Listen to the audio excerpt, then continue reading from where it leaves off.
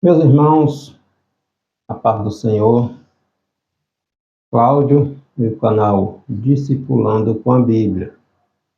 Vamos trazer hoje uma rápida reflexão sobre a nossa nona lição da nossa revista de jovem. O título é Fé para crer na salvação eterna. Sempre lembrando que nós estamos estudando neste trimestre prova da vossa fé, vencendo a incredulidade para uma vida bem-sucedida. Vários temas relacionados à fé cristã e hoje vamos falar a respeito da salvação. O nosso texto principal está na carta aos Hebreus, capítulo 9, versículo 27. E aos homens está ordenado morrerem uma vez, vindo depois disto o juízo. Resumo da lição: a Bíblia nos orienta a viver o hoje com a expectativa da salvação eterna. Os objetivos desta nossa nona lição: mostrar as teorias ateístas em relação à salvação, teorias estas que desacreditam ou não acreditam em um Deus único, não acredita no mundo espiritual. Destacar a perspectiva cristã a respeito da morte e da ressurreição e explicar a respeito da salvação e da vida eterna. A salvação, nós temos estudados, nós sabemos que ela é somente pela graça, né? A graça imerecida, né? Então, a salvação somente através do sacrifício de Jesus Cristo. Entretanto, a fé, ela é um elemento indispensável para que o ser humano venha alcançar a salvação. Sem fé, é impossível agradar, chegar a Deus. A fé é a porta de entrada das bênçãos oriunda da salvação. Logo, se eu não creio, é impossível receber aquilo que eu não creio, né? Então, a justificação, a regeneração, a adoção, o perdão, né? E a vida eterna. Eu preciso acreditar, crer que Jesus Cristo é o Filho de Deus, que ele veio a este mundo, que ele encarnou, que ele viveu como homem nesta terra, mesmo sem pecado, porque se Jesus pecasse, a humanidade estaria perdida, sem escape. E através da morte e ressurreição de Jesus, nós fomos perdoados, justificados, né? Regenerados, uma nova criatura. Fomos adotados como filhos, né? Herdeiros, co-herdeiros com Jesus Cristo das bênçãos celestiais e temos esta vida eterna enquanto permanecermos em Jesus Cristo, né? Então, o que é salvação? É uma milagrosa transformação espiritual operada na alma, na vida, no caráter do cristão, de toda pessoa que pela fé, sem fé é impossível, recebe Jesus Cristo como seu único e suficiente Salvador. Então, graça está de mãos dadas com a fé.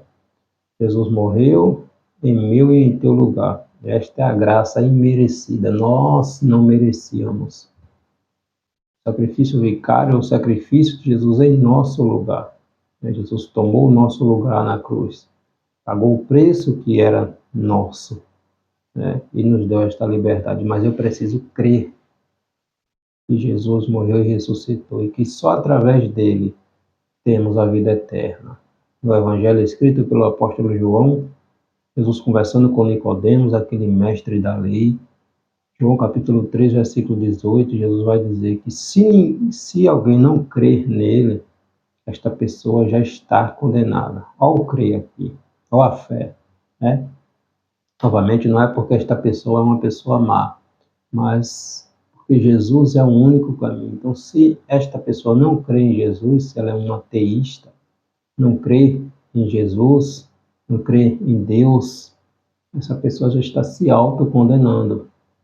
Em João, capítulo 14, versículo 6, Jesus vai dizer que Ele é o caminho, que Ele é a verdade, que Ele é a vida, que ninguém chega a Deus, ou seja, ninguém chega ao céu, se não aceitar, se não crer que Jesus é o Filho de Deus, que Jesus é a salvação da humanidade, né? Então, sem fé, sem acreditar, esta pessoa já está se auto-condenando. O nosso texto bíblico de referência desta nossa nona lição está na carta escrita pelo apóstolo Paulo aos Romanos, capítulo 10, versículo do 6 ao 13. Está dizendo assim: mas a justiça que é pela fé diz assim: não digas em teu coração quem subirá ao céu, isto é, a trazer do alto a Cristo, ou quem descerá ao abismo, isto é, a tornar a trazer dentre os mortos a Cristo. Mas que diz, a palavra está junto de ti, na tua boca e no teu coração. Esta é a palavra da fé que pregamos, a saber, se com a tua boca confessares ao Senhor Jesus Cristo e em teu coração creres que Jesus ressuscitou dos mortos, será salvo, visto que com o coração se crê para a justiça e com a boca se faz confissão para a salvação. Porque a Escritura diz, todo aquele que nele crê não será confundido. Porquanto não há diferença entre judeu e grego, porque o mesmo é o Senhor de todos, rico para com todos os que o invocam. Porque todo aquele que invocar o nome do Senhor será salvo. Todo aquele que invocar o nome do Senhor Jesus Cristo será salvo. Então vamos estudar a respeito da salvação, da vida eterna, né? Junto com todos os remidos em Cristo Jesus. O que acontece com o homem depois da morte? Deixa de existir? Tudo finda-se aqui? Em hipótese nenhuma. Há uma sequência. A humanidade, o homem não foi feito para morrer. O homem não foi feito para morrer, né? Foi feito para viver eternamente ao lado de Deus, no paraíso, com a presença do seu Criador. Infelizmente, com a desobediência, com o pecado, com a queda, entrou também a morte física, né? E o homem, a humanidade passou a morrer. Então, qual é o destino que está reservado para a humanidade? Pós-morte, decidimos enquanto estamos vivos. O primeiro tópico da nossa lição traz algumas teorias, alguns resumos a respeito das teorias ateístas em relação à salvação. A primeira é o comunismo, que teve início ali aproximadamente no início do século XIX, né? Seguindo ali com esses existencialistas, com esses socialistas. São várias teorias que vêm negar, vêm pregar apenas o materialismo, a razão, e vêm refutar, desacreditar no mundo espiritual, no mundo que não seja físico, que não seja palpável, que não seja materialista, né? Que não seja visto. Então, essas teorias, ela vem confrontar o cristianismo, né? A fé. Por isso que o cristão ele precisa acreditar. E se ele não crê, ele já está se auto-condenando. Então, o comunismo teve seu início aproximadamente ali um século depois do existencialismo secular.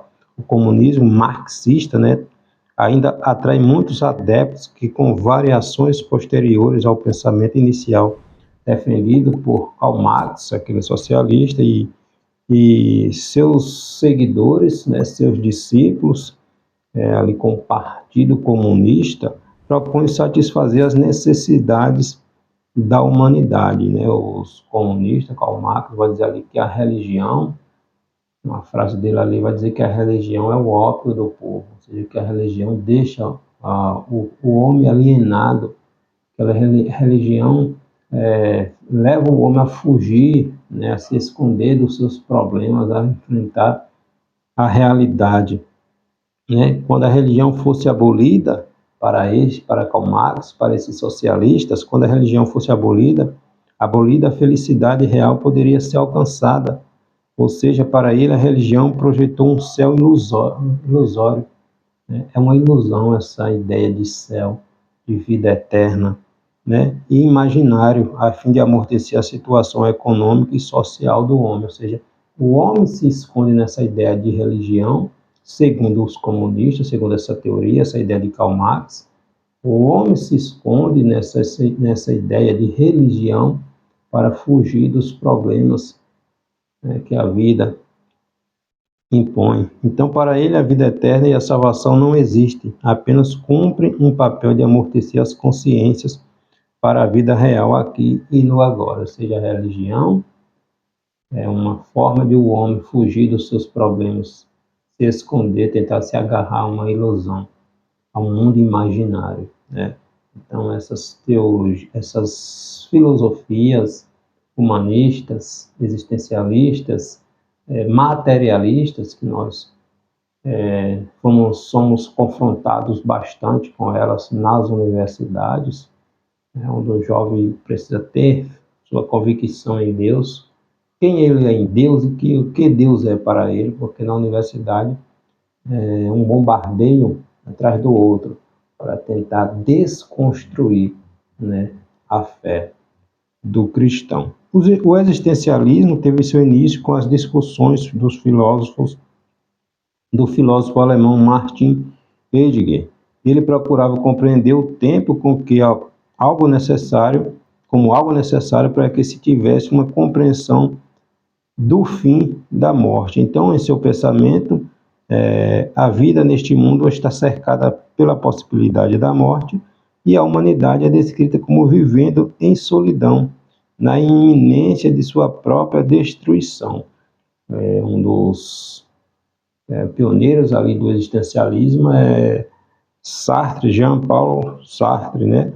O francês, que exclui qualquer possibilidade de uma realidade espiritual última. Então, eles vêm defender a ideia de um mundo real, de um mundo físico, de um mundo materialista, que acreditar no mundo espiritual, em vida eterna, em inferno, em morte, em anjo, em Deus, em demônio, é coisa de mente vazia, de mente pequena, de pessoas que não estudam, né? São os chamados ateístas, né? Que acreditam apenas nas suas teorias humanistas, materialistas, né? Refutando a ideia de um Deus, de uma vida eterna, de uma vida pós-morte, de sofrimento, de céu, de paraíso. Então rejeita o que a palavra de Deus nos ensina. A salvação pode ser negligenciada? Pode. O problema são as consequências disto, né? Como está lá em Hebreus, capítulo 2, versículo 3, devemos nos esforçar para conhecer e nos apropriar de todos os benefícios, dentre os quais destacamos. A palavra de Deus nos ensina, né? O livramento da condenação eterna, a libertação do poder do pecado e do poder das trevas, 1 Colossenses capítulo 1, versículo 13, o experimentar da redenção em Cristo, 1 Pedro capítulo 1, versículo 18, 19, a vida segundo o Espírito, Romanos capítulo 8, o novo nascimento, Jesus conversando com Nicodemos em João capítulo 3, é necessário nascer de novo, né? E a participação da manifestação de Cristo em glória, Colossenses capítulo 3, versículo 4. Então, a Bíblia Sagrada é nosso manual de regra de fé e prática. Coloque isso em seu coração, na sua vida, não se abdique dela, não se aparte da palavra de Deus, aonde quer que você for, onde quer que você esteja, não coloque nada na sua vida acima da palavra de Deus. Porque o homem ele pode até trilhar caminhos, pode até seguir caminhos que não vem estar alinhado com o propósito de Deus. Mas quando a palavra está no coração, a semente está ali. A palavra está tocando no coração. E o homem sente isso dentro dele. O homem e a mulher sentem isso dentro dele quando ele está distante dos propósitos de Deus. O Espírito Santo, porque a semente está plantada, o Espírito Santo estará sempre lembrando na sua consciência de que Jesus é o caminho, de que Jesus é a verdade, de que Jesus é a vida, de que tudo isto aqui é ilusório e é passageiro. A vida não termina aqui, né? O segundo tópico da nossa lição, a perspectiva cristã a respeito da morte e da ressurreição. Fé, é preciso crer, é preciso acreditar. Fé é a certeza daquilo que ainda não se vê, como está lá em Hebreus, capítulo 11, versículo 1. Fé é a certeza daquilo que ainda não estamos vendo, né? Na Bíblia encontramos a esperança que os existencialistas e materialistas não conseguem alcançar. Eles não conseguem alcançar, né? O apóstolo Paulo mostrou de forma vívida o contraste entre essas duas existências, a natural e a finita. Haverá em nossa vida, em algum momento, uma ruptura entre o natural e o mortal, né? Um dia, essa é uma verdade que ninguém escapará, né? Um dia teremos que deixar esta terra, esta vida aqui, e partir para uma eternidade com Deus ou uma eternidade sem Deus. Ninguém escapará, né, desta verdade absoluta. Mas o que é a morte? Este é um tema que assusta algumas pessoas, mas todo ser humano um dia terá de enfrentá-la. A morte é a cessação da vida terrena. Em Lucas, Jesus vai trazer ali a respeito de um homem que tinha suas fazendas, tinha suas riquezas e celeiros cheios, e ele construindo mais celeiros e dizendo: alma, descansa, tem muitos bens, tem muitas riquezas. Mas de repente alguém chega e diz: louco, esta noite alguém te pedirá a tua alma. O que é que tens preparado? Para quem será? Ou seja, chegou teus dias aqui na terra, chegou o fim. É hora de partir. Para onde tu está indo? O que tu semeou aqui, tu estará colhendo agora. Qual será o destino da tua alma? Esta é a verdade que ninguém escapará. Um dia chegará em que teremos que deixar esta vida e seguir para um destino com Deus ou distante de Deus. Alguns morrem devido ao envelhecimento, outros por doenças, guerras, violências, enfim. A morte chega, né? E com a morte vem a separação entre a parte material e a imaterial do ser humano. Por meio do corpo, o homem tem contato com este mundo que o cerca, mas pela morte este contato é desfeito e os vínculos com este mundo também. Cessa-se o vínculo com este mundo. Em 1 Timóteo, capítulo 6, versículo 7, o apóstolo Paulo diz: porque nada trouxemos para este mundo, e manifesto é que nada podemos levar dele. Tudo fica aqui, nada é nosso. A gente apenas cuidamos, administramos, porque nada é nosso. O que possuímos hoje, de terras, enfim, há 100 anos, era de alguém que nós nem conhecemos. Daqui a 100 anos será de alguém que nem nos conheceu, nem nunca ouviu falar de nós. Então, nada é nosso, nós apenas administramos, nós somos passageiros aqui nesta terra, né? Porque nada trouxemos para este mundo, e manifesto é que nada podemos levar dele. Não levaremos nada desta vida. Tudo que você e eu conquistamos e construímos neste mundo fica aqui. Fica aqui, né? Então, o nosso último inimigo a ser destruído é a morte, como está lá em 1 Coríntios, capítulo 15, versículo 27. Ora, o último inimigo que há de ser aniquilado é a morte. O último a ser aniquilado. Então, nós temos um caminho a trilhar. Escolha hoje estar ao lado do Senhor, com o Senhor. Tudo aqui é passageiro. Então, pode até parecer que a morte encerra a vida de uma pessoa. Entretanto, o espírito e a alma são imortais, né? O espírito e a alma são imortais. Depois da morte haverá uma continuidade daquela existência ao lado de Deus ou não. E é importante ressaltar que a morte é uma consequência da queda do homem. O homem não morria, vivia eternamente. A desobediência levou à morte espiritual e à morte física, né? Então, consequência de uma desobediência. Mas o homem, a humanidade não foi feita para morrer. Por isso, ela não termina quando partimos daqui. Há uma alma, há um espírito que precisa trilhar um caminho. Quando Deus nos criou, Deus não nos criou para morrer, né? Mas a morte é o fruto de uma desobediência, da desobediência do ser humano. Para os crentes, a morte é o caminho para uma nova vida. E esta vida ao lado do nosso Pai, do nosso Criador, né? E Jesus nos deu este acesso, que é somente através dele, né? E a ressurreição? A ressurreição é a mais notável de todas as características da mensagem cristã, né? A ideia cristã de ressurreição é bem diferente das ideias gregas e judaicas. Os gregos reputavam o corpo como um obstáculo para a verdadeira vida e ansiavam pelo tempo em que a alma se veria livre das suas algemas, né? Rejeitava firmemente a ideia de ressurreição, quando o apóstolo Paulo pregava ali a respeito da ressurreição ali em Atenas. Está lá em Atos, capítulo 17, versículo 32, quando ele diz: sobre esse assunto aí, nós te escutaremos depois, quando aprouver, né?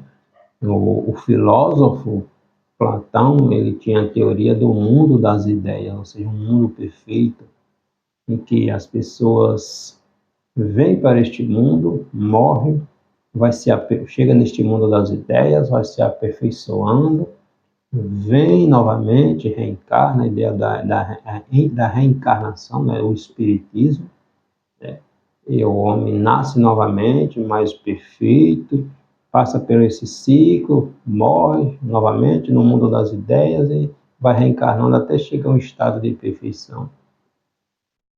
É assim? De jeito nenhum, né? A palavra de Deus diz: morreu, segue-se o juízo. Não tem mais volta. Nós vemos isso na parábola do rico e de Lázaro, registrado lá em Lucas, capítulo 16. Morreu, não tem mais volta, né? Morreu, não tem mais volta. Os judeus defendiam que o corpo seria ressuscitado, porém os valores do corpo seriam mantidos após a ressurreição, ou seja, não haveria alteração no corpo ressurreto. Os cristãos pensam no corpo como algo que será ressuscitado, porém transformado em um corpo glorificado que terá condição de receber e viver em um mundo completamente diferente da era atual. Ou seja, teremos um corpo glorificado, assim como Jesus tem, na verdade, né? Quando Jesus morreu, Jesus ressuscitou, o corpo do Senhor foi glorificado. Nós teremos um corpo igual ao de Cristo. O apóstolo João, na sua primeira epístola, vai dizer que assim como ele é, o veremos, o seremos, né? O corpo glorificado, participante das bênçãos espirituais.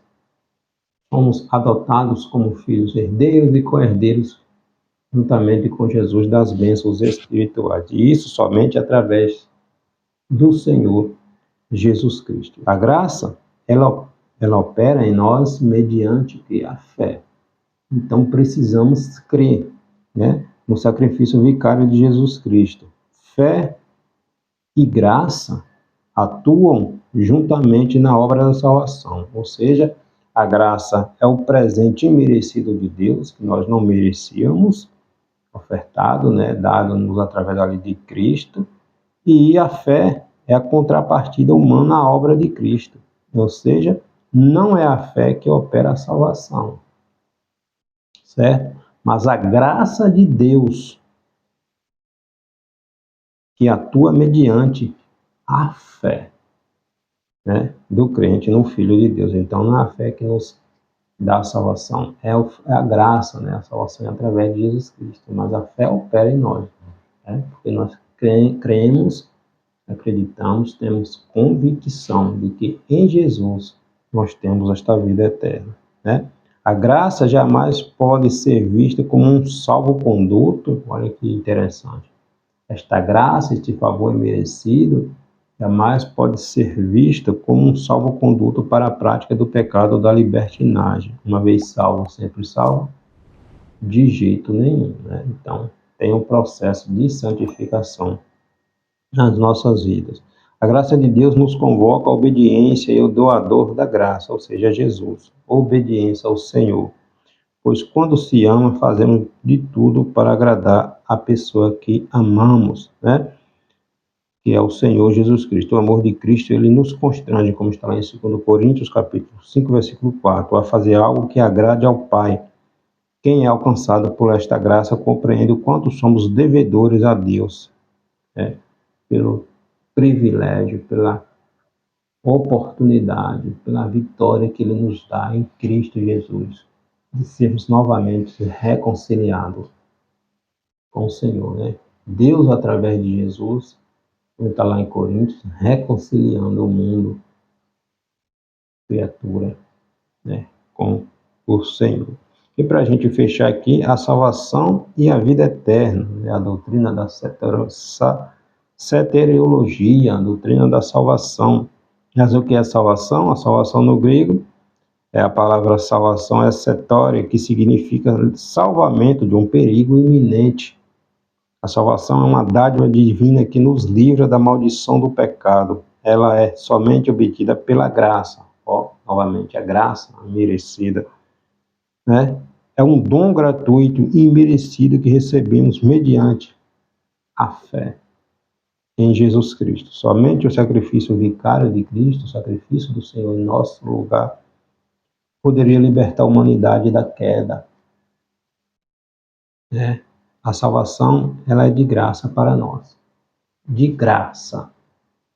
Mas Jesus pagou um preço terrível, um alto preço, né, por nossa salvação. Ele deu a sua vida por nós. Deus nos ama e somos nós quem decidimos e não somos nós quem o escolhemos. Olha que coisa extraordinária. Deus nos ama tanto e é Ele que nos escolhe, que nos chama, porque por nós mesmos não teríamos condição nenhuma de chegarmos a Deus, né? Então Deus, Ele deu a sua vida por nós, Jesus. Deus nos ama e somos nós quem decidimos se queremos a salvação eterna ou a condenação, que é o inferno. Então Jesus não nos força. Ele nos chama e nos apresenta uma vida eterna ao seu lado. Uma vida de paz, uma eternidade na presença do nosso Criador. Ou não. A escolha é nós que decidimos, né? Os 3 tempos da salvação. O ser humano está salvo. Será salvo. Os 3 tempos da salvação, né? Passado, presente e futuro. O ser humano está salvo, está sendo salvo e será salvo. Como é isto? Veja lá Efésios capítulo 2, versículo 8, Romanos capítulo 5, versículo 9 e 10, e 1 Coríntios capítulo 1, versículo 18. Estar salvo indica a pessoa pela fé. Ela recebe uma nova posição em Cristo, pois está justificado e absolvido. Ele está sendo salvo indica a necessidade de operação santificadora do Espírito Santo, né? A vida cristã que identifica exteriormente a salvação recebida em Cristo. Então, ele vai se santificando. O exterior vai mostrando o que está no exterior, né? O fruto ou os frutos ele vai produzindo. Gálatas capítulo 5, versículo 22, está o fruto do Espírito. O cristão vai desenvolvendo a vida do cristão a partir da sua comunhão com Deus. Então ele está salvo, ele vai, né, no seu processo de santificação continuamente, né? E ele está sendo salvo indica a necessidade de operação santificadora do Espírito Santo. e será salvo indica a salvação em uma plenitude que será realizada no futuro, quando a estatura de varão perfeito.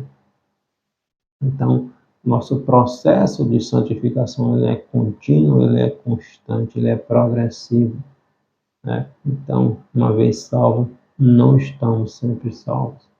Precisamos permanecer em Cristo. Aí sim, né? Nós temos convicção e certeza da salvação. E habitar com Deus. O cristianismo é o único a apresentar a salvação como habitar com Deus, desfrutando de sua presença, visto que o cristianismo, Deus é pessoal no cristianismo, né?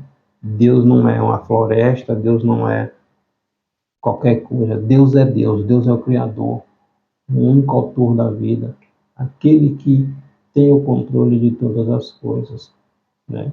Não é relativizar, achar que qualquer coisa é Deus, que o homem é Deus, como ensina essa cultura relativista, essas filosofias, essas ideologias que tentam colocar o homem no centro, né? O antropocentrismo, e descartar a ideia de um Deus único, criador de todas as coisas, né? Então, a palavra de Deus, a Bíblia Sagrada, descreve um lugar perfeito para os salvos, que não serão mais atribulados pela desgraça deste mundo caído e corrompido, né? Quando finalmente cada salvo estará abrigado junto a Deus, pois ali estará o trono de Deus e o Cordeiro do Senhor. Apocalipse capítulo 22, versículo 3.